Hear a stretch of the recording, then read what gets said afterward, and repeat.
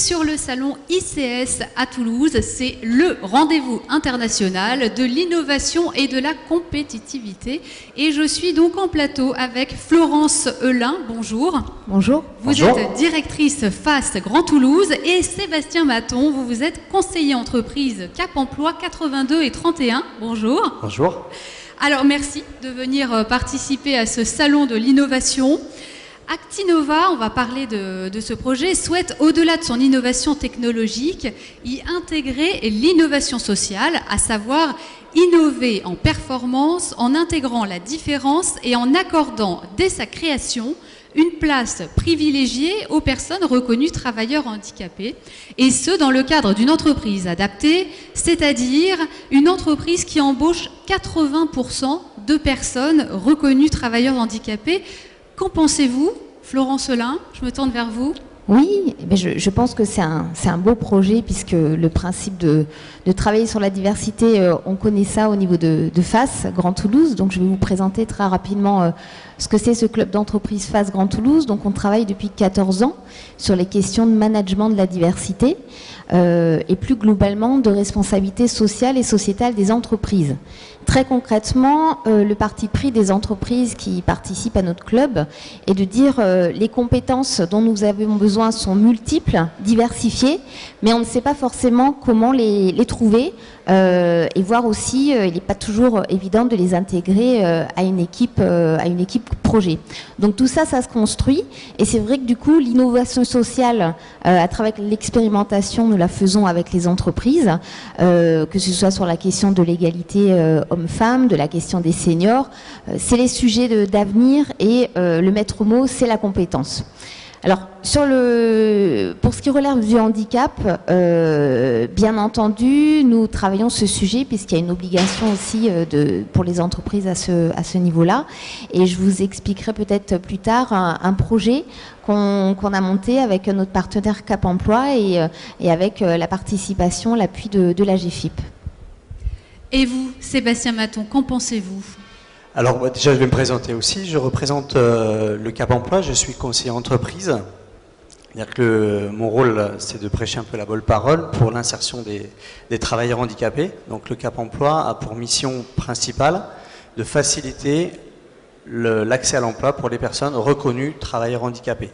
Alors effectivement, tout projet d'insertion pour nos publics est intéressant. D'autant plus une entreprise adaptée, puisqu'elle accorde une part privilégiée aux personnes en difficulté, notamment en privilégiant les seniors et en privilégiant également les chômeurs de longue durée. Or, c'est la problématique aujourd'hui, puisque ces deux critères s'accroît aujourd'hui dans la population demandeurs d'emploi. Donc c'est vrai que permettre à nos publics d'accéder à des postes qui leur sont dédiés en tenant compte des contre-indications médicales, pour nous c'est une aubaine et évidemment un projet intéressant. Et en plus, ce que j'aime bien aussi dans le projet Actinova, c'est qu'ils vont intégrer aussi l'innovation technologique. Donc ça, c'est aussi un deuxième argument pour valoriser aussi les personnes et faciliter leur intégration dans la société. Puisque nous, on existe par la loi du 11 février 2005 qui doit imposer un effectif de 6% de travailleurs handicapés au sein des entreprises. Florence Heulin, pouvez-vous nous donner un exemple d'action innovante sur le plan social que FAS mène pour faciliter l'intégration des personnes reconnues travailleurs handicapés au sein des entreprises? Oui, alors nous venons de lancer une action qui s'appelle Job Academy. Le principe, on va dire, c'est d'associer des ateliers collectifs où on va travailler la synergie avec le monde de l'entreprise, parce que finalement, toute personne qui recherche un emploi, j'allais dire au-delà de ses difficultés ou de son handicap, a besoin d'être en confrontation permanente avec les acteurs économiques. Donc ça, c'est vraiment la plus-value de FAS.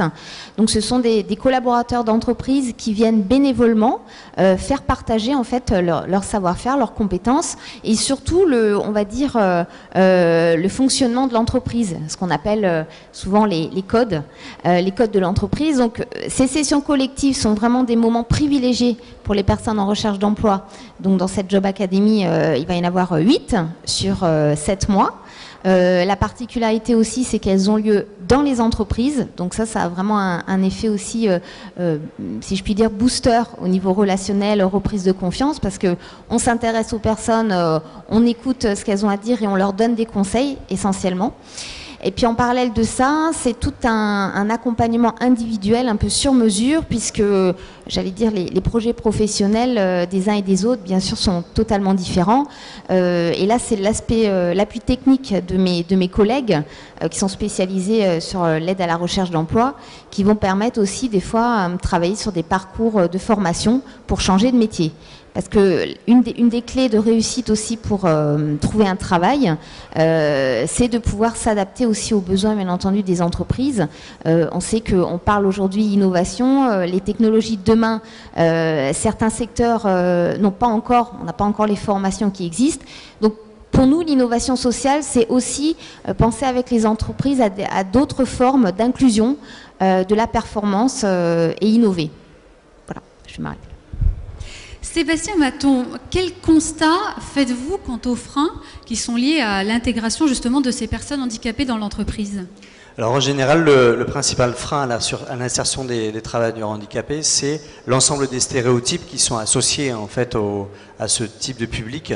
Quand on va chez un employeur, les premiers réflexes, c'est les travailleurs handicapés ne peuvent pas travailler, il va y avoir une somme d'aménagement de poste à mettre en œuvre, ils vont être plus absents que les autres, et également j'ai pas de place parce que je peux pas intégrer une personne en fauteuil roulant. Donc voilà, c'est vraiment un ensemble de stéréotypes qui sont associés à cette intégration, alors que quand on connaît le public, je dirais presque que c'est le contraire. Parce que si vous avez justement une personne qui a dépassé un petit peu cette épreuve psychologique qui est associée au fait d'être reconnu travailleur handicapé, là vous avez une personne qui est presque 2 fois plus forte qu'une personne valide, puisqu'elle a dépassé et elle sait dépasser. Donc ça c'est la première chose. Et en plus, ce sont des personnes qui ont en général une expérience professionnelle. Donc c'est vrai, ce que j'aime à dire, c'est qu'un travailleur handicapé est d'abord un travailleur. Voilà. Donc, vous aviez autre chose à ajouter? Oui, je pensais aussi, ce qui nous importe, le message qu'on pourrait faire passer aussi, c'est finalement que le handicap, il faut sortir en fait de l'idée qu'on peut se faire tout à chacun du handicap. Dans